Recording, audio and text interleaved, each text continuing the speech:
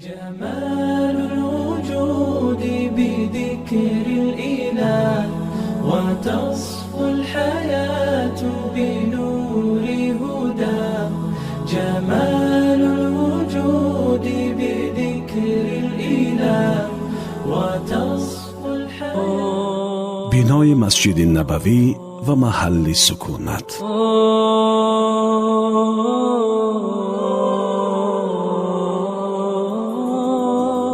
رسول اکرم صلی الله علیه و سلم آن دو جوان را که صاحب زمین مذکور بودند دعوت کرد که آن محل را از آنها بخرد و در آنجا مسجد بنا کند.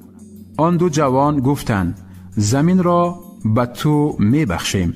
رسول اکرم صلی الله علیه و سلم قبول نکرد و آن را خریده مسجد را بنا نمود. رسول اکرم صلی الله علیه و سلم به واسطه خودش در کاری بنای مسجد زحمت می کشید و خشت خام و مصالح می آورد. همه مسلمان ها با او پیروی می کردند. رسول الله صلی الله علیه و سلم می گفت بار الها پاداش آخرت است، پس به انصار و مهاجرین رحم کن. همه مسلمانان بسیار شاد و خوشحال بودند و شعر و نشید و سروده ها می خواندند، خدا را شکر می کردند. رسول اکرم صلی الله علیه و سلم 7 ماه در خانه ابو ایوب انصاری بود تا مسجد و مسکن ساخته شد. آنگاه به محل سکونت خود تشریف آورد.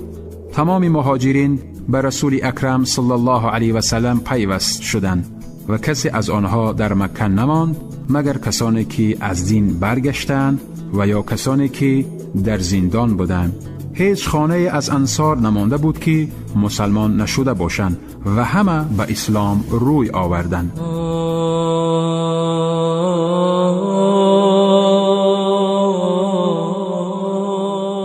پیمان برادری بین مهاجرین و انصار.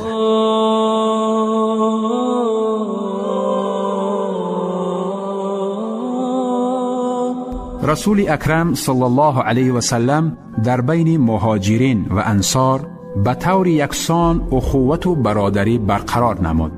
انصار در اخوت و برادری با مهاجرین شتاب می‌کردند تا جایی که کار به قرعه کشی رسید. انصار مهاجرین را در انتخاب خانه‌ها، اساس و اموال، زمین، حیوانات خود عموماً اختیار کامل دادند.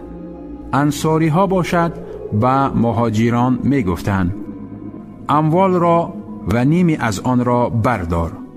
اما مهاجران در جواب می گفتند خداوند آن را برای اهل و بیتتان مبارک گرداند، ما را به بازار راهنمایی کنید تا در آن تجارت نماییم.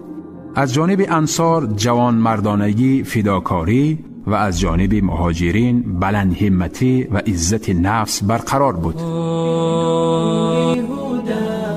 جمال الوجود بذكر الإله وتصفو الحياة